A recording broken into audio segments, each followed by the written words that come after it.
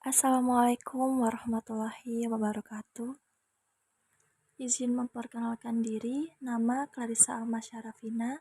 Saya dari instansi Kantor Unit Penyelenggara Bandar Udara Kelas 1 Utama Juwata Tarakan. Saya dari kelompok 1, golongan 3, angkatan 19. Saya akan memaparkan poin-poin penting yang saya ambil pada saat pembelajaran Agenda 3 mulai dari tanggal 17 Maret sampai 20 Maret 2023. Poin yang pertama, Smart Governance. Smart Governance dikenal sebagai tata kelola kota yang pintar serta tata pamong pemerintahan daerah yang secara cerdas mampu mengubah pola-pola tradisional dalam birokrasi sehingga menghasilkan bisnis proses yang lebih cepat, efektif, efisien, komunikatif, dan selalu melakukan perubahan. Smart Governance bertujuan untuk mewujudkan peningkatan kinerja pelayanan publik, kinerja birokrasi pemerintahan, dan kinerja efisiensi kebijakan publik. Hal itu perlu diterapkan dengan manajemen ASN yang baik dan didukung smart ASN. Poin yang kedua, perbedaan antara PNS dan PPPK. Seperti yang kita ketahui bahwa aparatur sipil negara atau ASN adalah profesi bagi pegawai negeri sipil atau disingkat dengan PNS dan pegawai pemerintah dengan perjanjian kerja atau PPPK yang bekerja pada instansi pemerintah. Lalu apa sih bedanya antara PNS dan PPPK? Hal tersebut berdasarkan masa kerjanya. Seperti kita ketahui bahwa PNS adalah warga negara Indonesia yang memiliki syarat tertentu diangkat sebagai pegawai ASN secara tetap oleh pejabat pembina kepegawaian PPK untuk menduduki jabatan pemerintahan.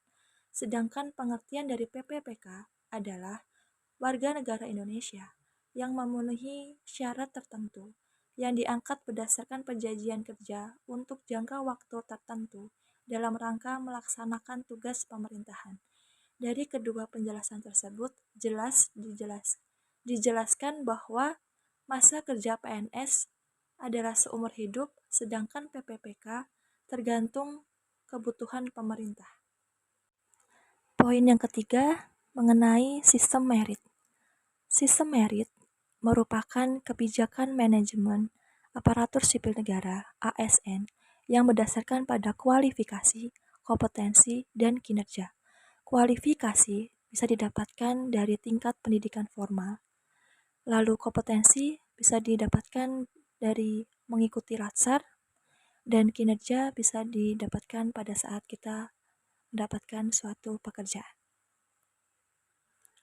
Poin yang keempat adalah Smart ASN.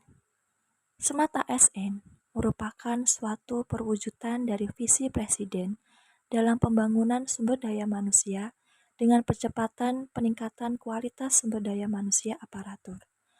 Ini dilakukan untuk membentuk generasi smart aparatur sipil negara (ASN) demi terwujudnya birokrasi kelas dunia.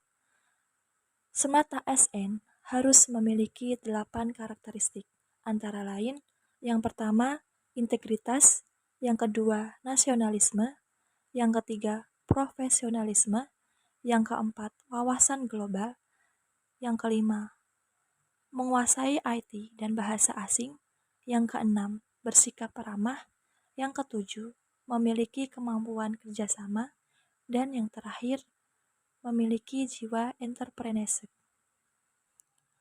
Lalu poin yang kelima adalah 5 pesan Presiden Insinyur Joko Widodo terkait nilai-nilai dasar aparatur sipil negara. Yang pertama, ASN harus memiliki orientasi dalam memberikan pelayanan prima kepada masyarakat.